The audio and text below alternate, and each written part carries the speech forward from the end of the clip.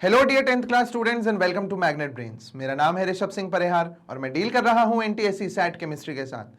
Classification of elements हमारा chapter होगा जो अब हम डिस्कस करने वाले हैं आफ्टर कार्बोनेट्स कंपाउंड्स। उसका सबसे पहला लेक्चर इंट्रोडक्शन आज हम डील करेंगे, जिसमें हम थोड़ा सा पीरियोडिक टेबल के बारे में सुनेंगे।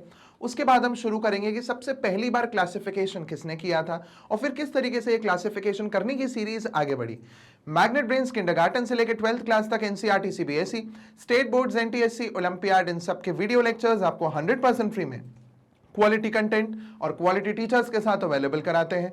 मैग्नेट ब्रेन्स पे 2-3 वीडियोस देखने के बाद भी कोई पेड सब्सक्रिप्शन या कोई फीस पे नहीं करनी होती है, क्योंकि यहां सारी चीजें 100% फ्री है। मैग्नेट ब्रेन्स आपको बुक्स और ई बुक्स का ऑप्शन भी प्रोवाइड करता है, जहां पे थ्योरी कंटेंट और sample papers well segregated form में अच्छे कंटेंट डेवलपर्स द्वारा तैयार किया गया है। अगर आपको इन बुक्स की रिक्वायरमेंट है तो आप डिस्क्रिप्शन में दी हुई लिंक पे क्लिक करके फॉर्म फिल कर सकते हैं and our team will get back to you as soon as possible. चलिए शुरू करते हैं आज का लेक्चर। सबसे पहला इंट्रोडक्शन।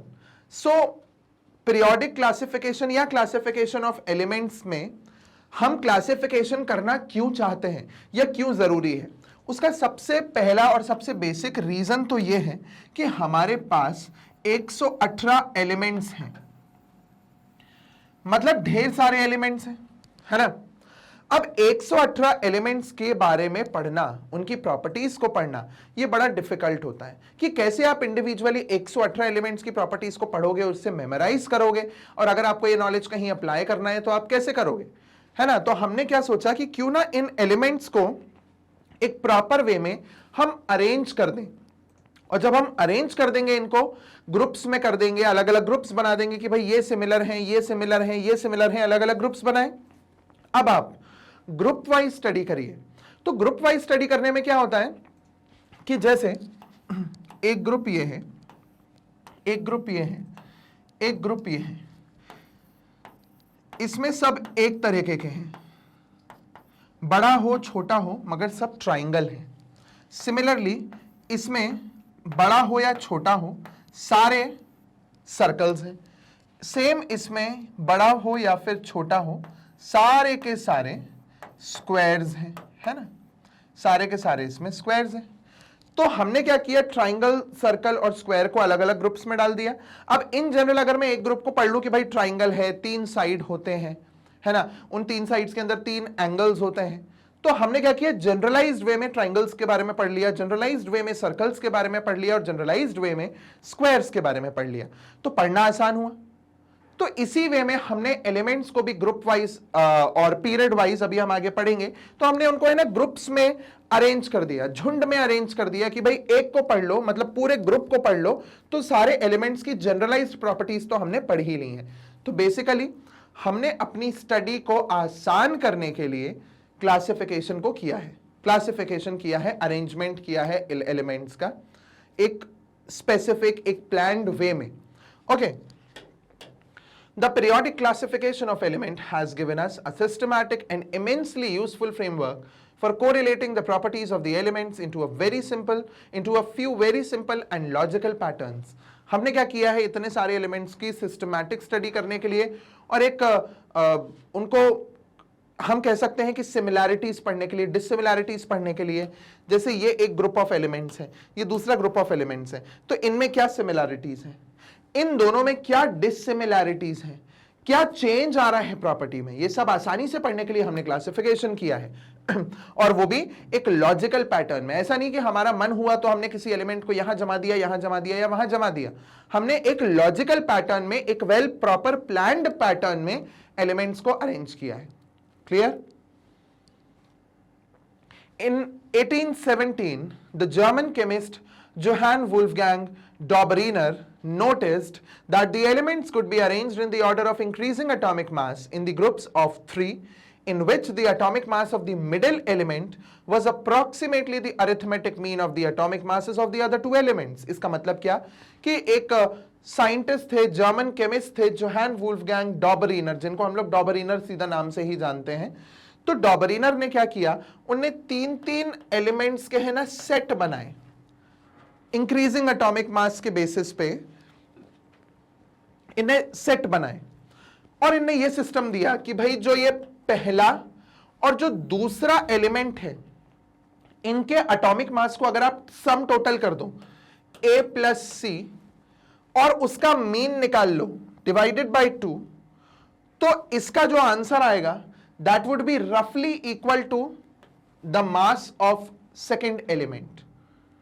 तो A और C के मास को ऐड करके डिवाइडेड बाय 2 कर दो तो आपको रफली आइडिया मिल जाएगा, यस आप रफली पहुंच जाएंगे किसके मास के पास, B के मास के। तो ये हमने 3-3 के सेट बनाए ना, 3-3 एलिमेंट के सेट बनाए। तो इसी तरीके से एक ही नहीं, उनने तो काफी सेट बनाए थे, 4-5 सेट थे, उनमें से 3 सेट ऐसे थे जो बिल्कुल सही चले और लागू हो गए। तो इनको हम लोग बोलते हैं डॉबरिनर ट्रायड। ट्रायड वो जो पहला वर्ड लिखा है TRIAD, मतलब 3 का सेट। ट्रायड मतलब 3, ट्राई मीन्स 3, तो 3 का सेट बनाया डॉबरिनर ने। और वैसे ही हर जगह पहला और तीसरे एलिमेंट का मास का सम और उसका मीन निकालना would be equal to the mass of second, हर जगह अप्लाई हुआ ये। The middle element has properties in between those of the other two, और मिडिल एलिमेंट की जो प्रॉपर्टीज थी वो बाकी दो एलिमेंट्स के बराबर मिड में थी। मतलब डी और एफ की जो प्रॉपर्टीज हैं उसके बीच में कहीं प्रॉपर्टीज लाई करेंगी ई की, ठीक है। फिर such group of elements were called Dobereiner's triads, इनको डॉबरिनर ट्रायड बोला गया, ठीक। अब ये डॉबरिनर ट्रायड है, देखिए lithium sodium potassium, so lithium plus potassium का mass divided by 2 would be equal to the mass of Na रफली, है ना।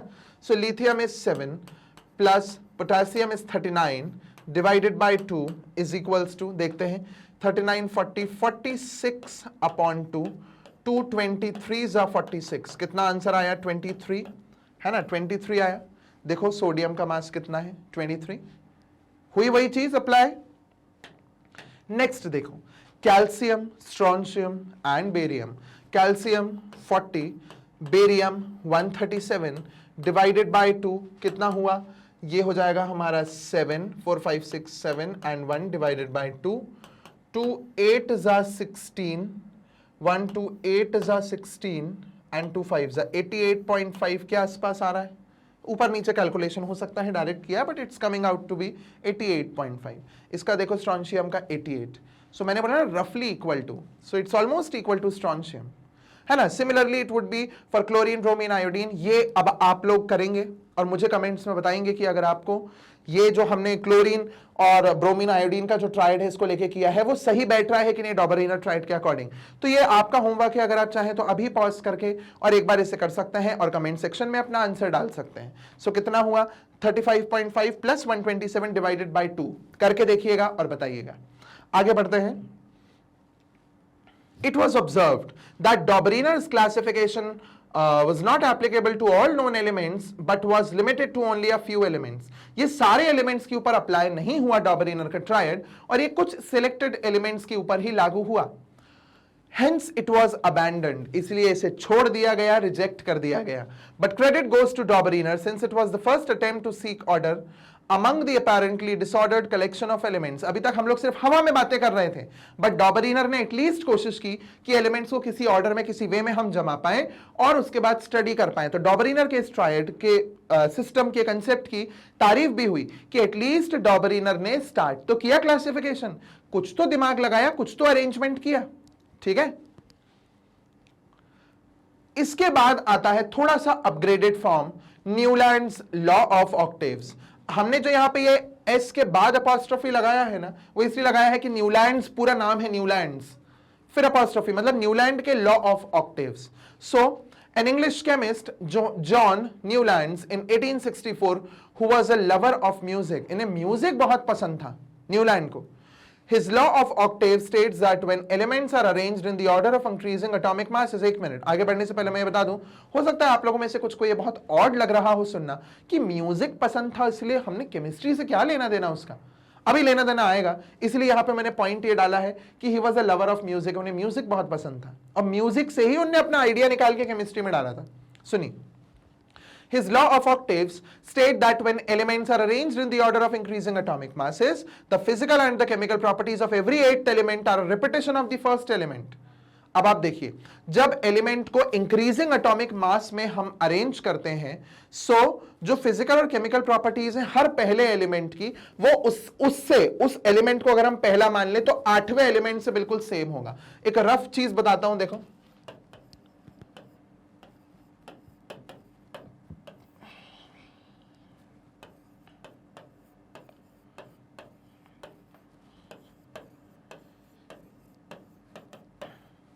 ये मैंने अल्फाबेट्स को अरेंज किया है, ध्यान से देखिए। अगर मैं इसे पहला मान लूं, लेट दिस बी फर्स्ट, यहां से 1 2 3 4 5 6 7 8, इसकी और इसकी प्रॉपर्टीज सिमिलर होंगी। सिमिलरली अगर आप इसको पहला मान लो, 1 2 3 4 5 6 7 8, इसकी और इसकी प्रॉपर्टीज सिमिलर होंगी। अगर आप F को पहला मान लो तो 1 2 3 4 5 6 7 8, इसकी और इसकी प्रॉपर्टीज सिमिलर होंगी। समझ रहे हैं? तो हर पहले और 8वें एलिमेंट की प्रॉपर्टीज जो होंगी वो सिमिलर होंगी। ये न्यूलैंड ने सिस्टम बनाया, और इसने ये कहां से लिया? अब यहां पे आता है लवर ऑफ म्यूजिक, है ना। वैसे ही जैसे हमारे 7 सुर होते हैं, है ना, क्या होते हैं वो? सा,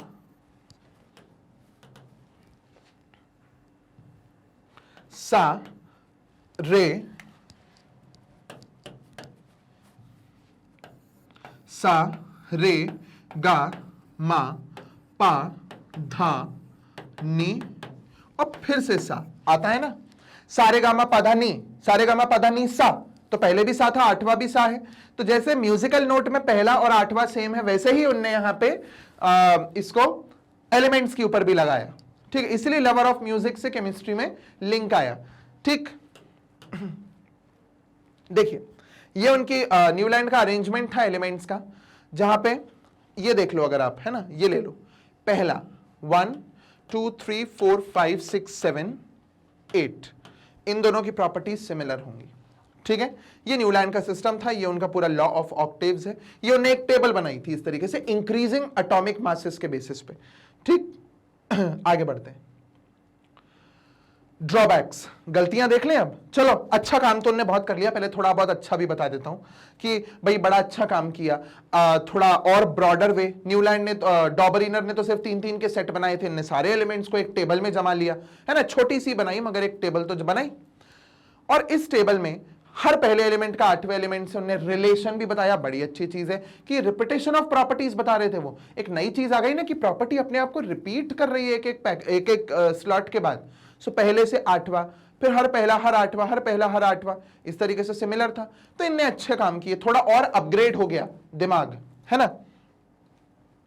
the law of octaves worked well only for lighter elements and could not be extended to elements of atomic masses higher than that of calcium, since after calcium every 8th element did not exhibit properties similar to that of the first. ये बहुत अच्छा नहीं चला। Calcium के बाद जो heavy elements आए, हल्के एलिमेंट्स पे तो ये लागू हो गया, मगर कैल्शियम के बाद जो हेवी एलिमेंट्स आए, वो हेवी एलिमेंट्स पे ये लॉ ऑफ ऑक्टेव्स फ्लॉप हो गया, लागू नहीं हुआ। ये ड्रॉबैक पहला। दूसरा, Newlands assumed that only 56 elements existed in the nature with no scope for discovery of new elements in the future. Subsequently, quite a large number of new elements were discovered whose properties did not fit into Newland's law of octaves. Newlands ने ये बोला कि भाई अब तो और ज्यादा elements नहीं मिलेंगे, जो है वो यही 56 एलिमेंट्स हैं, इसके अलावा कुछ नहीं। तो उनने तो यही कंसेप्ट दे दिया कि आगे एलिमेंट्स आएंगे ही नहीं। बट जब नई डिस्कवरी एकदम से तेज हुई एलिमेंट्स की और एलिमेंट्स आने लगे, तो वो इस लॉ में फिट नहीं हुए, होना बंद हो गए। ठीक है, next, Newlands assigned one position to two elements in order to fit the elements in his periodic table. For example, only one position each was assigned to cobalt and nickel and cerium and lanthanum. अब देखिए, अगर आप देखें तो यहां पे उन्होंने दो ऐसे कॉलम्स है जहां एक ही कॉलम में दो एलिमेंट्स को साथ में भर दिया है। ये देखिए,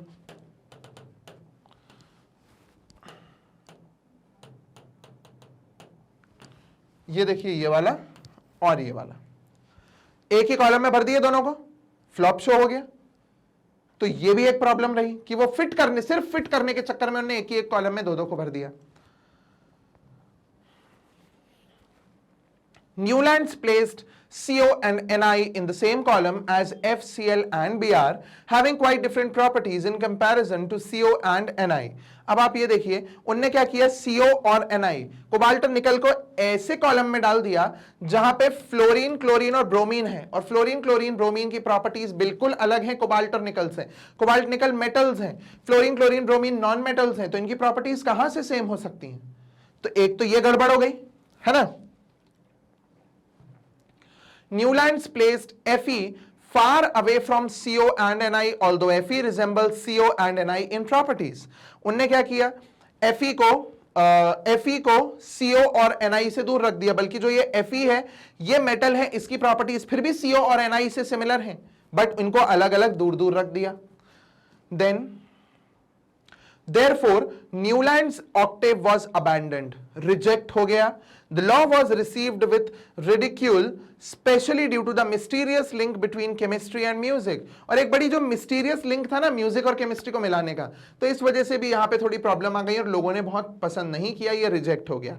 One chemist even wondered if an equally good arrangement of elements can be obtained by alphabetizing the initials of the names of the elements. बल्कि एक केमिस्ट ने तो ये भी बोल दिया इससे बेटर है, म्यूजिक लेने से बेटर है क्यों ना अल्फाबेटिकल ऑर्डर में एलिमेंट्स को अरेंज कर दो, तो फिर भी शायद कुछ हो जाए। होना तो उससे भी कुछ नहीं था, ना इससे हुआ ना उससे हुआ, मगर हम ऐसा बुरा नहीं बोल सकते क्योंकि इनने कोशिश की, इनने कुछ दिमाग लगाया, एक सिस्टम लगाया, इनने भी बताया कि भाई प्रॉपर्टीज अपने आप को फिर से रिपीट करती हैं। तो वो कंसेप्ट जो इनने लगाया उसके कारण इनकी तारीफ होती है कि भाई उस टाइम पे जब कोई भी एडवांसमेंट नहीं था, कोई भी टेक्नोलॉजी नहीं थी, तो भी ये लोग कोशिशें कर रहे थे। जो आज हम आगे बढ़ रहे हैं वो इन सब की मेहनत के कारण ही, हम इन नॉलेज को अप्लाई करके आगे बढ़ रहे हैं, बट वो नॉलेज को कंपाइल करके देने वाले तो यही लोग हैं। इसलिए हम इन्हें भी पढ़ते हैं, इन कोशिशों को पढ़ते हैं कि किस तरीके से कोशिश की और कैसे दिमाग उस टाइम लोगों का किस वे में चला। तो इसी के साथ हमारा इंट्रोडक्शन और Dobereiner's, triads and Newlands law of octaves होते हैं कंप्लीट। अब आपको ये बताया जाए कि मैग्नेट ब्रेन्स के इतने जो ये टॉप कोर्सेज हैं इनको एक्सेस कैसे किया जाए, जो आपको मैग्नेट ब्रेन्स 100% फ्री में क्वालिटी कंटेंट और क्वालिटी टीचर्स के साथ अवेलेबल कराता है। देखिए, ये है यूट्यूब चैनल, ये है मोबाइल ऐप और ये है ऑफिशियल वेबसाइट मैग्नेट ब्रेन्स की। यूट्यूब चैनल पे आप सब्सक्राइब करिए, मैग्नेट ब्रेन्स डालिए, सब्सक्राइब कीजिए, सर्च में आपकी क्लास और सब्जेक्ट डालिए, फिल्टर्स में जो फिल्टर का ऑप्शन आता है ना, फिल्टर में प्लेलिस्ट सेट कर दीजिए, आपको प्लेलिस्ट मिल जाएंगी पूरे वीडियोस की, आप आराम से अपने वीडियोस को फिर देख सकते हैं एक सीक्वेंस में। अगर हम बात करें मोबाइल ऐप और वेबसाइट की, तो मोबाइल ऐप को आप ऐप स्टोर, प्ले स्टोर से डाउनलोड कर सकते हैं। उसके बाद जैसे ही लॉग इन करेंगे वेबसाइट में तो डायरेक्टली www.magnetbrains.com डालिए, एंटर करिए, आपको वहां थंबनेल्स मिलेंगे ऐसे जिसमें क्लास और सब्जेक्ट लिखा होगा, क्लिक करिए, कोर्स में एंटर कीजिए और उसके बाद नीचे चैप्टर्स दिए होंगे, चैप्टर पे क्लिक कीजिए, वीडियोस की पूरी लिस्ट आ जाएगी, ऑर्डर में डले हुए वीडियोस, उनको क्लिक करके आराम से देखिए, n नंबर ऑफ टाइम्स देखिए, 24/7 देखिए।